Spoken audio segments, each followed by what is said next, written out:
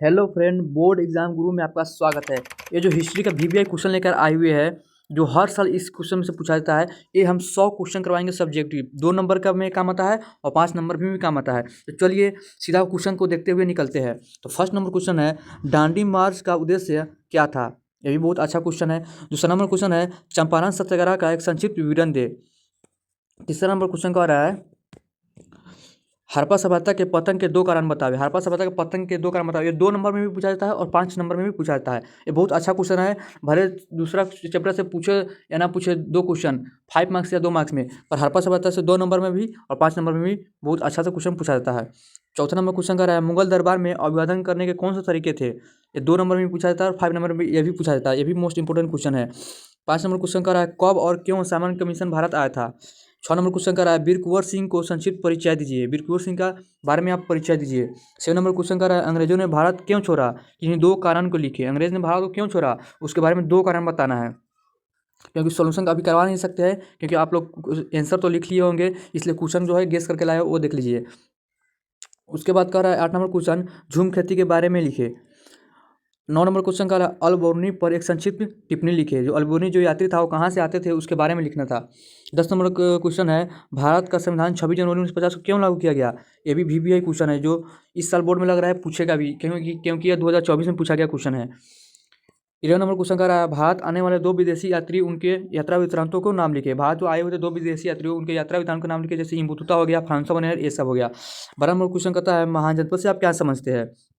13 number question का है, सगुण एवं निर्गुण भक्ति में क्या अंतर है। जो आप लोग पढ़े ही होंगे, लेक्चर देखे ही होंगे, सगुण और निर्गुण भक्ति में क्या अंतर है, तो आप लोग लिख दीजिएगा। 14 नंबर क्वेश्चन है, कलिंग युद्ध का अशोक पर क्या प्रभाव पड़ा। जब कलिंग का युद्ध हुआ था उस पर अशोक का क्या प्रभाव पड़ा। वो तो मीट मिर्ची खाना और सब कुछ क्या छोड़ दिया था, सभी धर्म के साथ मिलजुल कर रहने लगे। 15 नंबर क्वेश्चन कहता है, अकबर के शासनकाल में भूमि का वर्गीकरण किस प्रकार किया गया। जो अकबर का जब शासनकाल था तो भूमि का वर्गीकरण किस प्रकार किया गया। ये भी मोस्ट इंपोर्टेंट क्वेश्चन है, जो ये भी लगता है इस साल पूछेगा। 16 नंबर क्वेश्चन है, अकबर के शासनकाल का निर्धारण की क्या प्रणाली है। 17 नंबर क्वेश्चन कह रहा है, महात्मा बुद्ध की शिक्षाएं क्या थी। जो महात्मा बुद्ध थी उसकी शिक्षाएं क्या थी। ये भी मोस्ट इंपोर्टेंट क्वेश्चन है, जो 5 नंबर में पूछा जाता है। उसके बाद है 18 नंबर क्वेश्चन है, यूरोपीय व्यापारी कंपनियों ने भारत में नवीकरण को क्यों बढ़ावा दिया, 2 कारण बताए।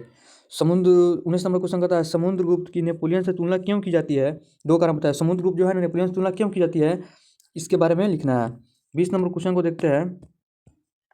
ये भी वीवीआई क्वेश्चन है। 20 नंबर जो क्वेश्चन है बहुत वीवीआई क्वेश्चन है। ये 5 नंबर में पूछा जाएगा। कि देखिए यहाँ पे हम टिक लगा दिए हुए है।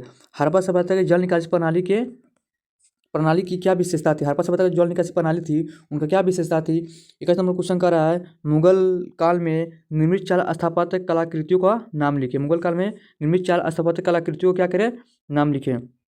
ये भी अच्छा खासा क्वेश्चन है।